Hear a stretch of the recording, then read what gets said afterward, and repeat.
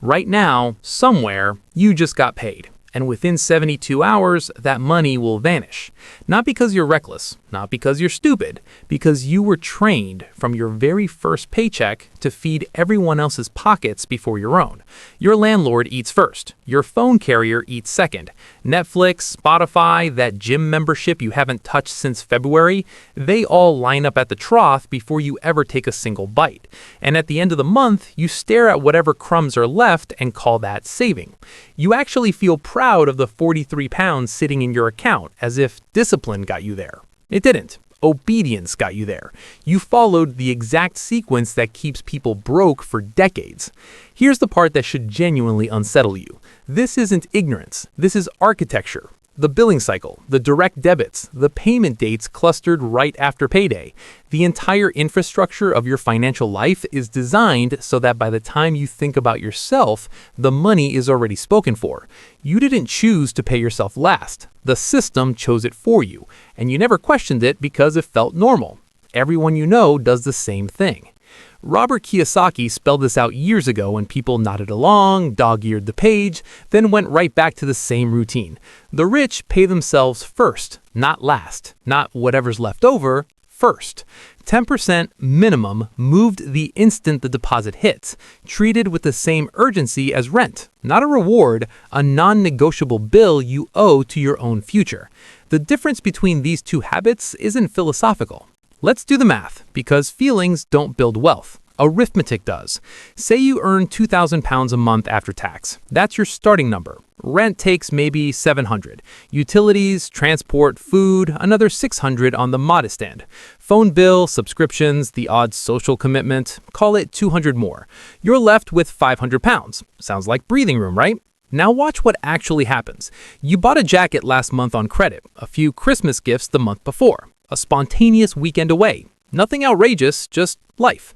But you're carrying a rolling balance of $1,500 on your credit card. At the average interest rate of 22%, that balance alone is costing you £27 a month in interest. That's £27 doing absolutely nothing except making a bank richer while you sleep. Multiply that across a year and you've handed over £324 to a company whose entire business model depends on you never paying that balance off in full. They don't want you to be disciplined. Your confusion is their quarterly earnings. Now flip the equation. Imagine instead of bleeding £27 a month to interest, you took that same £500 of breathing room and carved off just 10% of your gross pay before anything else. £200 moved the morning your salary hits, like it was a bill you owe to your future self. In 12 months, that's $2,400 sitting untouched. In 2.5 years, you stacked your 6-month emergency buffer without a single dramatic sacrifice. But here's the part nobody talks about. Most people don't even know their real number. They couldn't tell you within £100 what they actually spent last month. They open a banking app, see a positive balance, and assume they're fine. Meanwhile, lifestyle inflation is silently eating every raise they get. A promotion hits, and within 3 months, the bigger salary has been absorbed by a nicer flat, a better gym, a slightly more expensive lunch habit. Income went up, savings didn't move a millimeter. The gap between what they earn and what they keep stayed exactly the same or got worse. People who are winning financially aren't earning dramatically more than you. They simply know 3 numbers cold: what comes in, what goes out, and what the difference is doing while they sleep. That clarity is the unsexy foundation underneath every wealth story you've ever envied.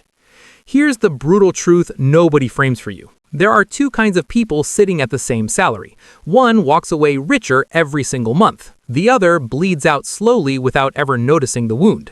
The difference is not discipline. It is not motivation. It is the direction their money travels the moment it hits their account. One person's pounds flow outward, toward landlords, toward subscription platforms, toward retailers who engineered an entire science around making you click add to cart at 2 in the morning.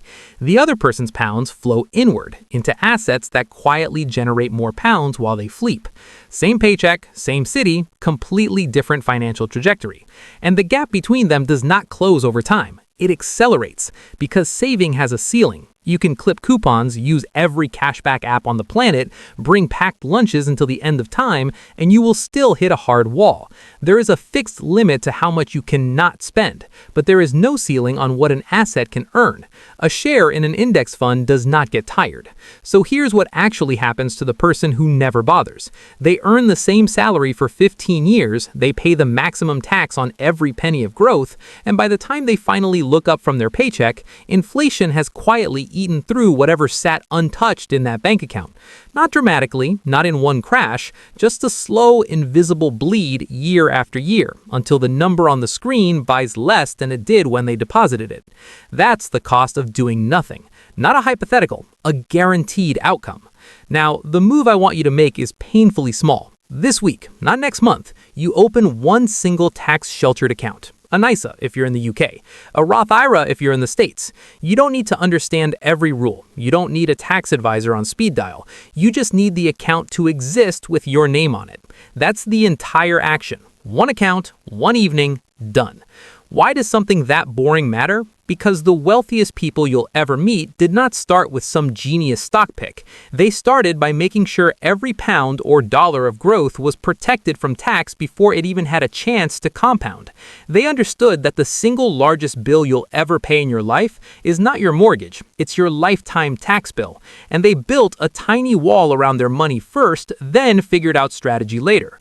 Once that account is open, you move whatever you have beyond your emergency buffer into it. Even if it's 50 pounds, even if it feels embarrassing, because money sitting in a regular bank account right now is not safe. It's actively shrinking, and the longer you wait to shelter it, the harder you'll have to grind later to reach the same destination someone else reached just by starting earlier. Here's what nobody selling you a dream will admit. You could do everything right. Automate savings, diversify, cut the waste, and still not be rich in 10 years. That's not the point. The point is the version of you who did nothing wakes up at 50 with the same paycheck, the same panic when rent hits, and nothing between them. And disaster. You're not building a fortune.